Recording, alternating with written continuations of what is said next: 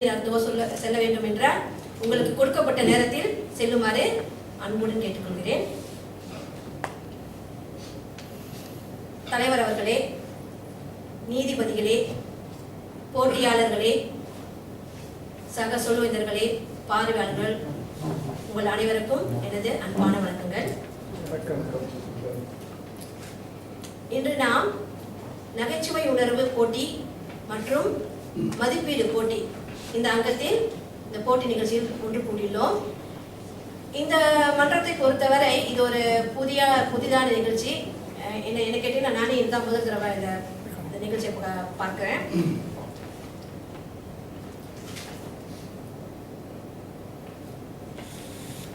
முதல்ல போட்டியில் பங்கு பெறும் அனைவருக்கும் என்னுடைய வாழ்த்துக்களும் பாராட்டும்.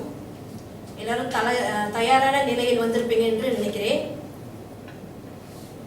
சிரிக்க வைப்பது எளிதான காரியம் அல்ல, அது ஒரு கடினமான காரியம். யாரையும் சீக்கிரம் அழுவ வச்சிடலாம், ஆனால் சிரிக்க வைக்கிறது ரொம்ப சிரமம்.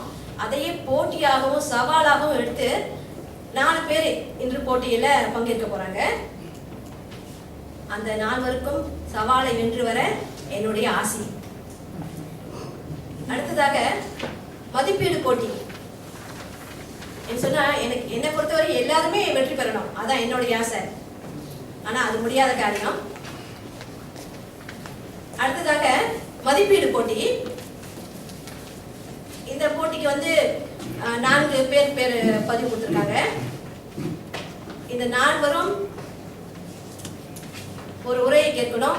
அந்த உரைக்கு ஏற்ற மதிப்பீடை மிகவும் கவனமாக செய்ய வேண்டும். அவரோட துறை நிறைகளை கவனமாக சமர்ப்பிக்க வேண்டும். பிறகு இவர்களுக்கும் என்னுடைய வாழ்த்துக்களும் பாராட்டும். நமது மன்றத்திற்கு நீதிபதிகளாக வந்திருக்கும், சிரமப்படாமல் நீதிபதிகளாக வந்திருக்கும் உங்களுக்கும் என்னுடைய வாழ்த்துக்களும் பாராட்டும்.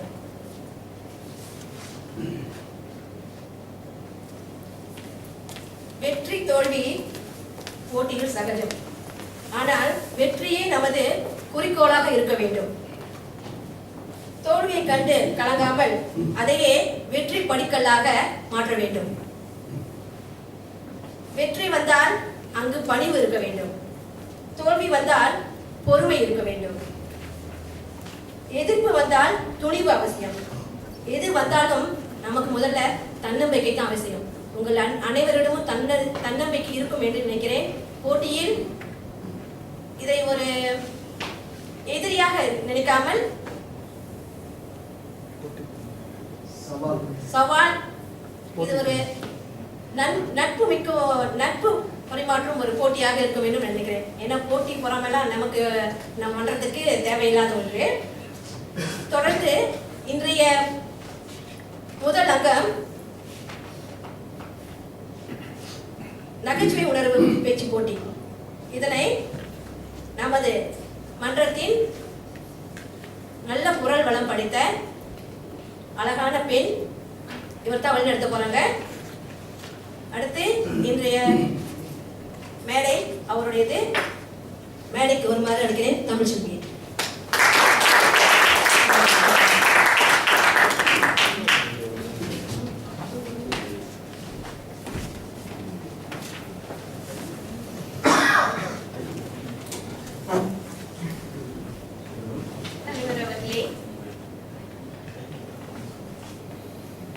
தலைவர் அவர்களே, நீதிபதியாளர்களே, சக சொல்வேந்தர்களே மற்றும் பார்வையாளர்களே, அனைவருக்கும் வணக்கம்.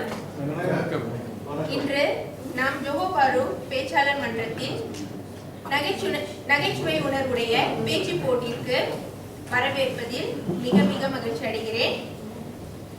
என் பெயர் தமிழ்ச்செல்வி. இன்றைய நிகழ்வின் இப்பேச்சு போட்டியை வழிநடத்தியுள்ளேன். இப்பேச்சு போட்டியின் நோக்கம் பேச்சாளர்களின் பேச்சு திறனை மேம்படுத்த, அதிகரிக்க மற்றும் ஊக்குவிக்க இது ஒரு சிறந்த தளமாகும்.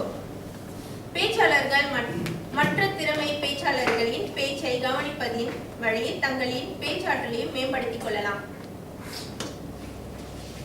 இப்போட்டியின் போது சில விதிமுறைகள் உள்ளது, பின்வருமாறு. இப்போட்டியின் போது புகைப்படங்கள் எடுப்பது தடை செய்யப்பட்டுள்ளது. போட்டியாளர்களுக்கு உரையை வழங்க 5 முதல் 7 நிமிடம் வழங்கப்பட்டுள்ளது. போட்டியாளர்கள் 4 நிமிடம் 30 வினாடிக்கு குறைவாகவோ அல்லது 7 நிமிடம் 30 வினாடிக்கு மேற்கொண்டு பேசினால் இப்போட்டிக்கு தகுதி பெறும் வாய்ப்பை இழந்து விடுவீர்கள். போட்டியாளர்களை அறிமுகப்படுத்தியவுடன் போட்டியாளர்கள் உடனடியாக பேசும் இடத்திற்கு வந்து தமது பேச்சை தொடங்கிவிட வேண்டும். பேச்சாளர்கள் பார்வையாளர்களுடன் வாய்மொழியாகவோ அல்லது தகவல் வாய்மொழியற்ற தொடர்பியலை வெளிப்படுத்தியவுடன் போட்டிக்கான நேரம் காண்பிக்கப்படும். நேர கணிப்பாளர் எச்சரிக்கைக்கு சமிஞ்சை விளக்கு போட்டியாளர்களுக்கு தெளிவாக தெரியும்படி வைத்திருக்க வேண்டும். பச்சை நிறம் சமிஞ்சை விளக்கு 5வது நிமிடத்தில் 1 நிமிடத்திற்கு ஒளியூட்டப்படும். மஞ்சள் நிறம் சமிஞ்சை விளக்கு 6வது நிமிடத்தில் 1 நிமிடம் ஒளியூட்டப்படும். சிவப்பு நிறம் சமிஞ்சை விளக்கு 7வது நிமிடத்தில் ஒளியூட்டப்படும். பேச்சாளர்கள் பேச்சை முடிவுக்கு கொண்டு வர வேண்டும். மணியோசை அல்லது எந்த ஒளியோசையும் எழுப்பப்படாது. சமிஞ்சை விளக்கில் ஒளியூட்டுவதில் தொழில்நுட்ப கோளாறு ஏற்பட்டால் போட்டியாளர்களுக்கு கூடுதலாக 30 வினாடி வழங்கப்படும். நான் போட்டியாளர்களை அழைக்கும் போது போட்டியாளர்களின் பெயர், அவர் பேசவிருக்கும் தலைப்பு, மீண்டும் தலைப்பு, இறுதியாக மீண்டும் போட்டியாளரின் பெயரை அழைப்பேன். ஒவ்வொரு போட்டியாளர்கள் பேசியவுடன் பார்வையாளர்கள் மற்றும் பங்கேற்பார்கள் 1 நிமிடம் அமைதி காக்க வேண்டும். நிசப்த நிலையில் இருக்க வேண்டும். இந்நேரத்தில் நீதிபதிகள் புள்ளிகள் வழங்கும் நேரம்.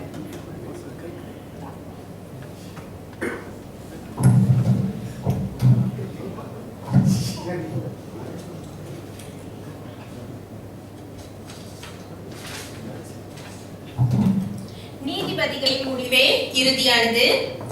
மீண்டும் பார்வையாளர்கள் மற்றும் பங்கேற்பாளர்கள் கவனத்திற்கு.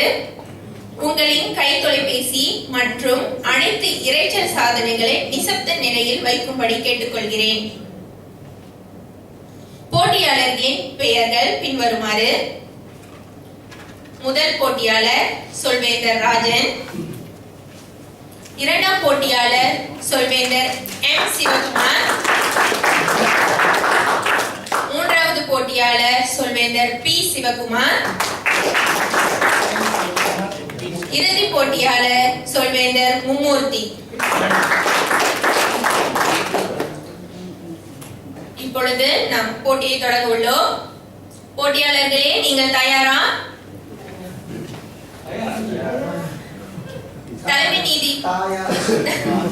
நீதிபதி மற்றும் நீதிபதிகளே தயாரா? மணி காப்பாளர் அவர்களே, நீங்கள் தயாரா? பார்வையாளர்களே, நீங்கள் தயாரா? நீங்கள் தயார் என்றால் நமது முதலாவது போட்டியாளர் சொல்வேந்தர் ராஜன், அவர் படைக்கவிருக்கும் தலைப்பு கடந்த காலம் மனதுக்கு ஒரு வசந்த காலம். கடந்த காலம் மனதுக்கு ஒரு வசந்த காலம். சொல்வேந்தர் ராஜன்.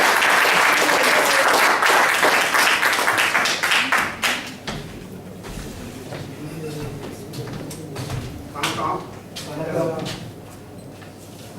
சிறு வயதில் நடந்த சம்பவங்கள், நிகழ்ச்சிகள், சின்ன சின்ன விஷயங்களை இப்போ நினச்சி கொண்டாலும் மனசுக்கு ரொம்ப சந்தோஷமா இருக்கும்.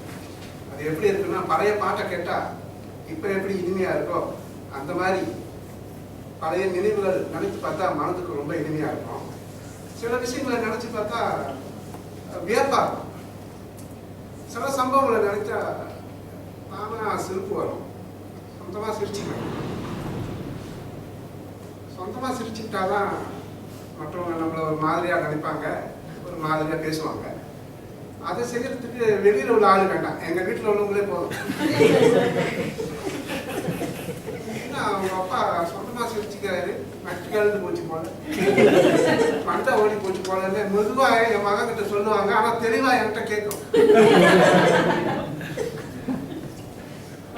ஆனா கேட்டு கேட்டு பழகி போச்சு. கல்யாணம் பண்ண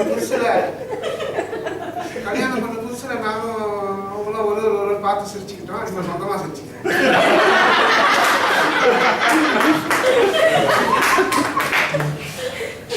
சின்ன பிள்ளைங்க போற சண்டைகளை பார்த்துட்டா எனக்கும் சின்ன வயசுல போட்ட சண்டைங்க ஞாபகம் வரும். நானும் என் தம்பியும் ஒரு முறை விளையாடி கொண்டு இருக்கும்போது அவன் கை என் முகத்துல பட்டுச்சு, புதட்டில் பட்டு ரத்தம் வந்துச்சு. ரத்தம் வந்தோடனே எனக்கு ஆத்திரம் வந்து சாப்பிட்ட கட்டு கையில் இருந்துச்சு. எடுத்து அவன் மண்டையில ஒரே அடி அடிச்சேன். அடித்தவொடனே அவன் தலையை தொட்டு பார்த்துட்டு, எனக்கு ரத்தம் வரலையே, உனக்கு ரத்தம் வருதே, வெரி குட் அப்படின்னா. அப்ப அப்படி சொல்லிட்டு 2 அடி நான் முன்னுக்கு போயிட்டான். அவன் கொஞ்சம் முட்டா இருந்தான். போடா கடியான்னு நான் சொன்னேன். அதுக்கு அவன் இன்னும் 2 அடி போயிட்டு போடா கருப்பான்னு என்ன சொன்னான். நான் சொன்னேன், நீ தடியா தானே இருக்க அப்படின்னு. நீ கருப்பா தானே இருக்க அப்படின்னு சொன்னான். கருப்பா இருந்தா மற்றவங்களும் பேசுறதுக்கு வசதியா இருக்கு, நமக்கும் பேசுறதுக்கு வசதியா இருக்கு. கருப்புக்கு வந்து அவ்வளவு சிறப்பு இருக்கு போல. தாயார் அடிக்கடி சொல்லுவாங்க, ஏன்டா அப்படி விளங்காம பேசிட்டு இருக்க, இப்படி விளங்காம செஞ்சுட்டு இருக்க அப்படின்னு அடிக்கடி சொல்லுவாங்க. அது விளங்காம தான் புரியாம செய்யறது, புரியாம பேசுறது, சரியாம செய்யறது, இந்த மாதிரி விஷயங்கள் தான் அவங்க அந்த மாதிரி சொல்லுவாங்க. இப்ப அவங்க இல்லை, அந்த வேலையை என் மனைவி இப்ப பொறுப்பா செஞ்சுட்டு இருக்காங்க. இதுதான் தாய்க்கு பின் தாரம்னு சொல்லுவாங்க. என் மகனுக்கு 4 வயது இருக்கும்போது பாலர் பள்ளி ஜாஸ்தி இல்லை, பாலர் பள்ளிக்கு முதல் நாள் அனுப்பி வச்சேன். போயிட்டு உற்சாகமா வருவான். ஒரு முறை வந்துட்டு, அப்பா நாளைக்கு நான் ஸ்கூலுக்கு போகலப்பா அப்படின்னா. நான் 11 மணிக்கு நான் வந்தேன் வேலை விட்டு, நான் ஸ்கூலுக்கு போகலப்பா அப்படின்னு சொன்னாங்க. ஏன் இது கேட்டதுக்கு, அந்த வேன் ஓட்டுற கட்சி நாய் ஏசுறாருப்பா, நாய் ஏசுறா, உங்க அம்மா தானே உன்னை கொண்டு போய் விடுவாங்க, உங்க அம்மாவுக்கு தெரியாதா, கூப்பிடு உங்க அம்மாவை அப்படின்னு. அவங்க அம்மா பின்னால கூட்டி பெருக்கிட்டு இருந்தாங்க. கட்டவரக்கனால தட்டிட்டு வந்தாங்க. என்ன பச்சி நாய் ஏசுறாராம் பையனை, என்ன பண்ணிட்டு இருக்க அப்படின்னு. அவங்க சொன்னாங்க, பச்சி வேனு கதவை திறந்து விட்டு நாயின்னு சொல்லியிருக்காங்க.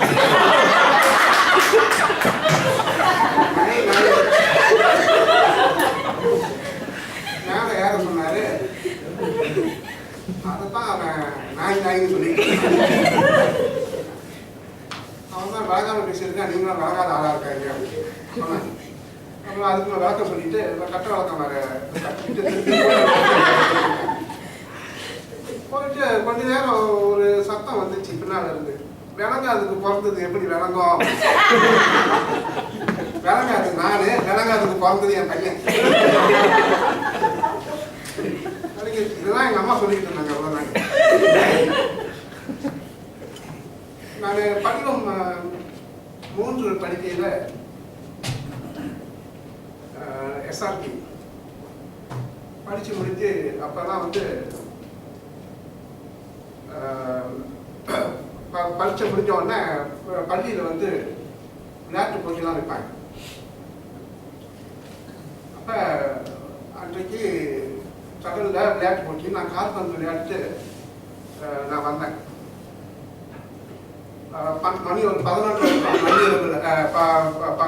நண்பகல் 12 மணி இருக்கும். நல்ல பசி, நல்ல கலப்பு, தாகம், கண் அப்படியே இருண்டு போற மாதிரி இருந்துச்சு எனக்கு. நான் போயிட்டு சரி கழிவறைக்கு போகலாம் அப்படின்னு சொல்லிட்டு வேகமாக கழிவறைக்கு பூந்த உடனே குழாயை திறந்து கொஞ்சம் தண்ணி குடிப்பேன். அப்போலாம் போத்தலில் தண்ணி கொண்டு போகிறதில்லை. அப்புறம் எங்கே குழாய் இருக்கோ அப்போலாம் அங்கே தான் உட்காந்து தண்ணி குடிச்சிடுவோம். தாயை பழிச்சாலும் தண்ணி பழிக்கூடாதுன்னு சொல்லுவாங்க. அது எந்த இடமா இருந்தாலும் பார்க்கறது இல்லை, தண்ணி குடிச்சிடுவோம். அந்த பழக்கம் இருந்துச்சு, இப்போ இல்லை. தண்ணி குடிச்சிட்டு முகத்தை கழுவிட்டு கண்ணாடியில் பார்க்குறப்போ அமைப்பெல்லாம் கொஞ்சம் வேற மாதிரி இருந்துச்சு. எனக்கு விளங்கலை.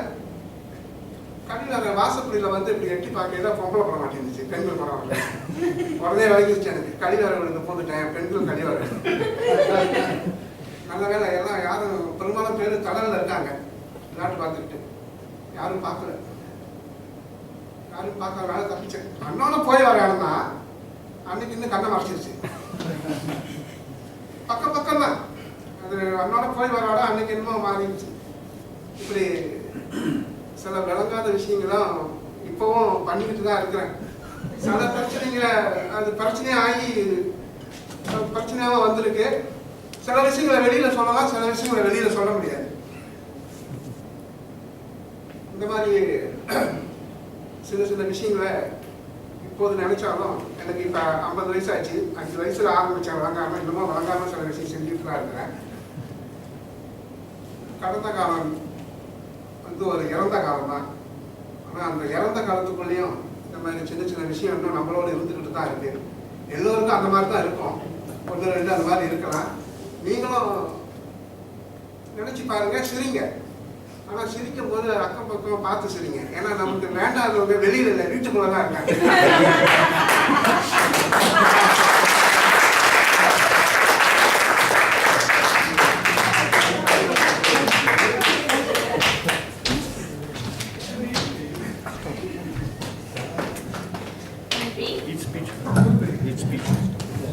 இப்பொழுது நாம் அனைவரும் 1 நிமிடம் அமைதி காக்க வேண்டும். இப்பொழுது நீதி